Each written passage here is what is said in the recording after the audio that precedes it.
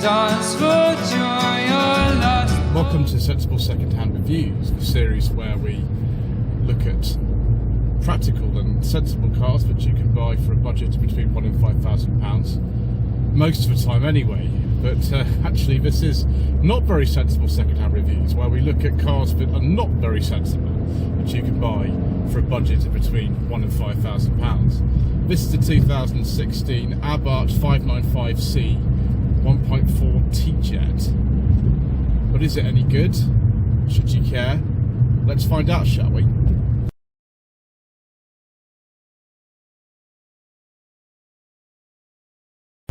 So the various Abarth models that remained in production until 2022 were based on the 2007 version of the Fiat 500. They had various names such as 500, 500C, 595, 595C, and 695 and 695C. Engine outputs varied from 135 to 180 horsepower. Top of the range ones were the 695s. This particular car has a 140 brake horsepower engine and does 0 to 60 in about 7.9 seconds with this 5-speed manual gearbox. There's also an automated manual, I think 2 types of automated manual actually, and I wouldn't recommend those particularly. I've tried automated manuals before, ironically enough. One of them was a Fiat 500, and it was terrible to stick with the normal 5-speed manual. You could either get this version with the canvas roof. It does open some of the way, or not all the way, and just a standard 3-door hatchback. The main thing about these cars though is not so much the sort of cutting edge engineering. In fact, we don't have things like lane keeping assist, we don't have blind spot monitoring or anything like that.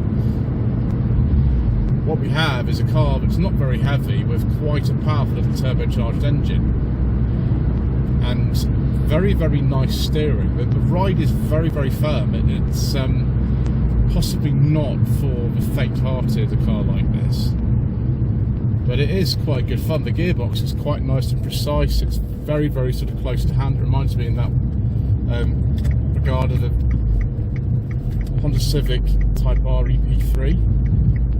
And either sort of really enjoy this kind of thing or you don't.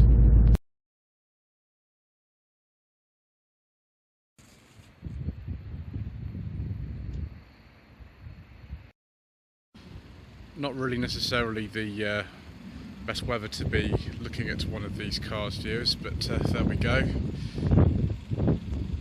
So you either really like the look of one of these or you don't. This is a 2016 car, and I thought it would be a facelift one. I thought you'd have the later rear lights on this, but apparently you don't, which is unusual. I know the standard 500's got the later rear lights, late 2015 I think it was, but you know, there we go.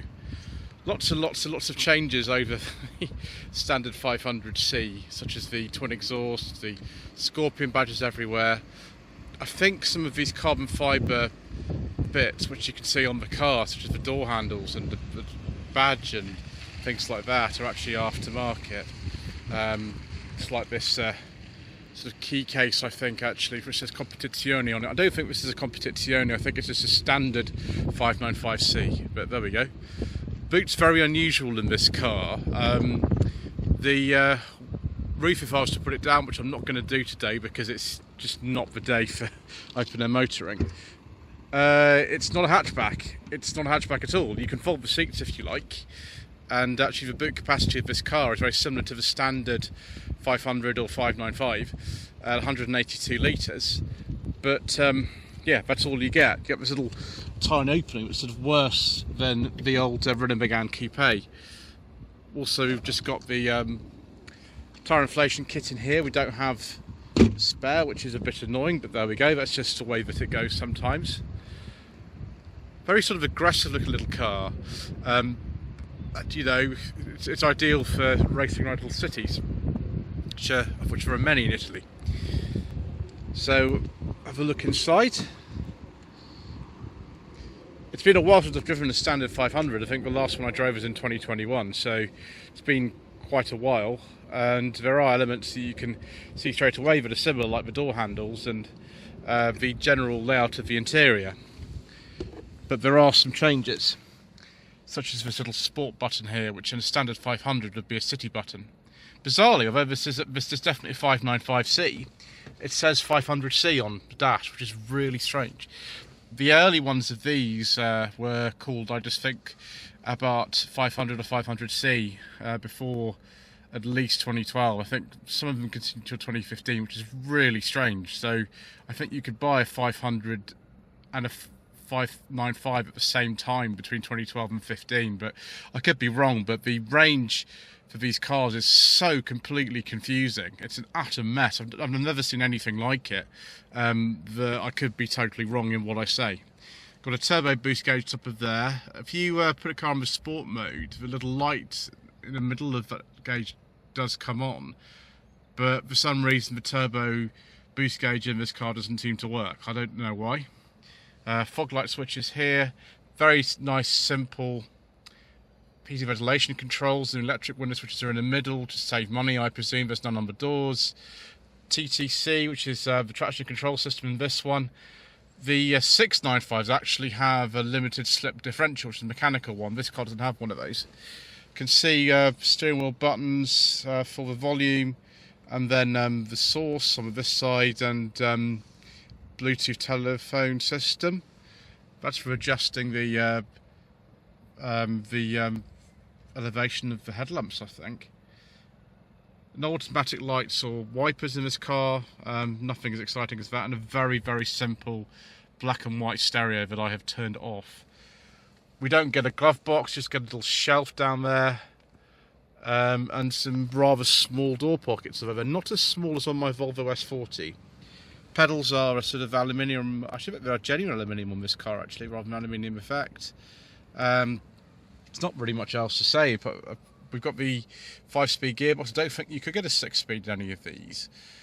The Fiat Panda 100 HP had a 6-speed gearbox, and that car's on the same platform as this, so why you only got a 5-speed in the Abarth, I don't know. Normal handbrake, of course, tiny cup holders, and then the old Blue and Me system, powered by Microsoft, as it says there, which was a thing in Fiat in the sort of late 2000s, early 2010s. I am going to have to get in the back of this video, so I'm not going to enjoy it very much, but Mr. Manning from the Matty's Cars channel, this is for you. Okay, viewers, this isn't going to be fun, is it? Okay, well, we're in. I'm not going to move that seat back, but the thing I'm going to do is put this dealer plate back in the correct position, because that got moved when I was trying to drive earlier on. Let's stick it there, there we go. Hopefully that won't fall down again. Not much to say about in the back, because you don't really get anything other than 2 cup holders, and these seats are a lot bigger than the ones in standard 500C, so yeah, a bit dark in here.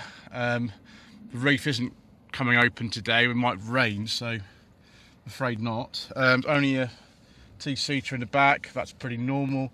You might be best actually just liberating some more luggage space by putting these seats down, but you know, there we go.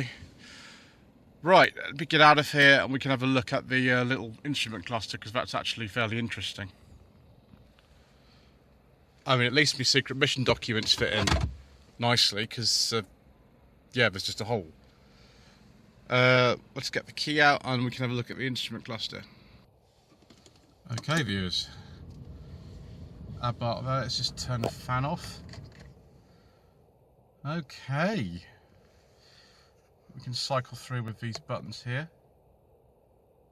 Well, we can't. Do we have to press this thing down here? Yes, we do.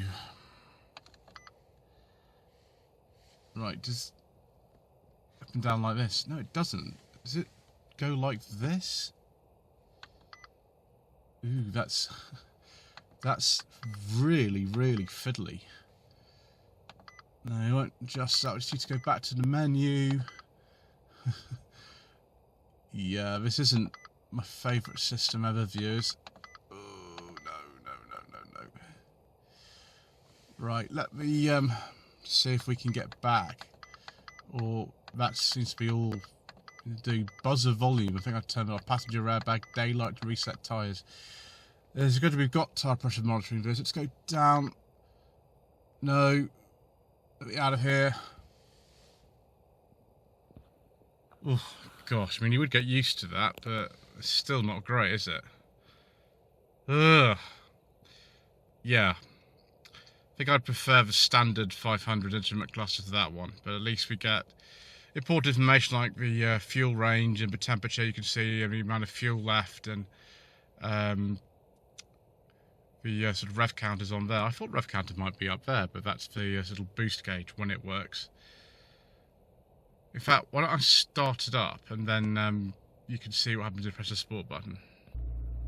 So there's the sport button, and that's what it does. If I rev it up a little bit, no turbo bar. That's annoying. Well, there's our friend Carlo the Scorpion in there. It's very tightly packed in here, viewers.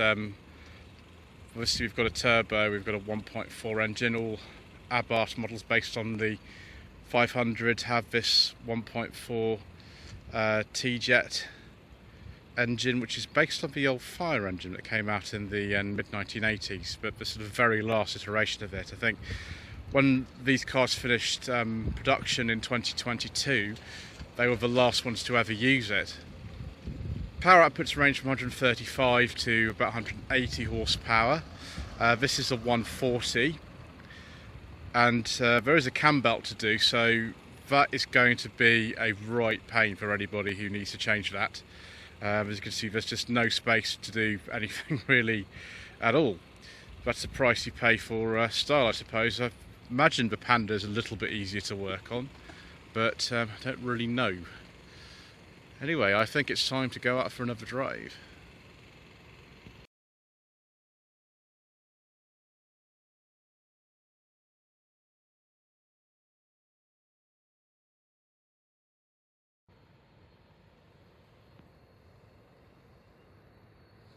One thing this car does not like is bumps. It doesn't like them at all. You have to see if you can avoid potholes and things like that, because the suspension is just so firm. It does mean that you can just sort of throw it around with reckless abandon, and it really responds. It responds really, really nicely and really quickly. I have a friend who's had loads of these, and she absolutely loves them. Driving position, I'm finding, is a little bit compromised. Even at the lowest position, it's still a bit too high for me. And we haven't got any cruise control or anything like that in this car, so I can't imagine that long journeys are particularly fun, particularly you know, because we've got these twin exhausts and they're quite loud. But you know, maybe that doesn't really matter to you. Maybe you're just in for kind of sort of raw sheer pleasure of driving, but you want a car that's actually relatively modern to do it in. There's not really many direct rivals to it. The sort of nearest thing I can think of would be something like Renault Sport Twingo, and those only ran for about 2008 to 2013, so they only overlapped with these for a few years, whereas these continued for such an unbelievably long time, I presume because people just kept buying them. There was a facelift in late 2015, early 2016, I think. This is a pre-facelift car, actually. There was another one around 2018, but overall these cars didn't fundamentally change particularly. They just got more powerful and added just a few other extras, such as the mechanical limited slip differential that you could get on a 695.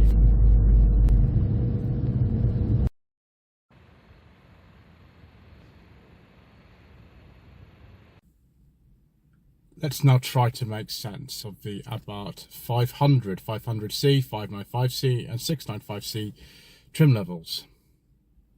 When the car was launched, I think it was either 2008 or 2009 in this country, you could get the Abarth 500 or 500C with a manual gearbox and a 135 brake horsepower engine.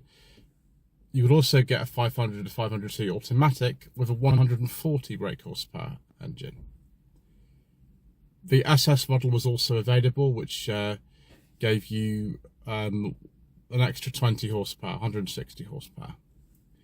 When the 595 became available, which was in 2012, I think the 500Cs actually continued. It's really, really confusing until 2015.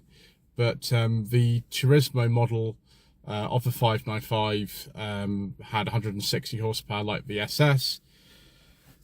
Then we get into 2015 to 16 only, where the 595 had 140 horsepower, and so did the 595 Trofeo. Then from 2016 to 2022, the standard 595 had 145 horsepower, and in 2022 only, for a few months, 165 horsepower. From 2020 to 2021, there was a 595 P-Style with 165 horsepower, and actually the Turismo, which had 160 horsepower, was upgraded to 165 horsepower in 2016. Other cars using the 165 brake horsepower engine were the F595, the Monster Yamaha 70th anniversary, the Pista 70th anniversary, the Scorpione Oro, which means Gold Scorpion, the Scorpione Oro 70th anniversary, and the Yamaha Monster. Then other cars with the 160, which continued until 2019 in some ways. The Turismo from 2012 to 16, the Competizione from 2012 to 15, and the Trofeo from 2017 to 19. The standard 70th anniversary model had 145 brake horsepower like the standard 595 at the time. Then the 695s with 180 horsepower were the 50th anniversary edition, the SS from 2020-2022, the SS 70th anniversary, the Competizione from 2016-22, and the Competizione 70th anniversary. What an absolute utter mess. I've never seen a range of cars with a more confusing trim and engine structure than these Abarths. It's absolutely ridiculous. Anyway, viewers, should you consider one of these cars in whatever name and trim combination that you could possibly want for your hard-earned budget, up to £5,000? Well, it's not very sensible, but you can get one of these kind of earlier ones, badged 500 or 595, for under £5,000 now, whether you prefer the standard hatchback or the half convertible C model. They suffer from the same problems as the standard 500s do, which is things like ECU faults, rear axles, clutches, things like that. And that's obviously a car that's been driven quite hard as well, so it's even more important than usual to check such things. But if you want raw driving thrills and a car that has quite a scene, quite a cult following, and also the spare parts won't be a problem because they continue to make them until 2022, then this could be the car for you.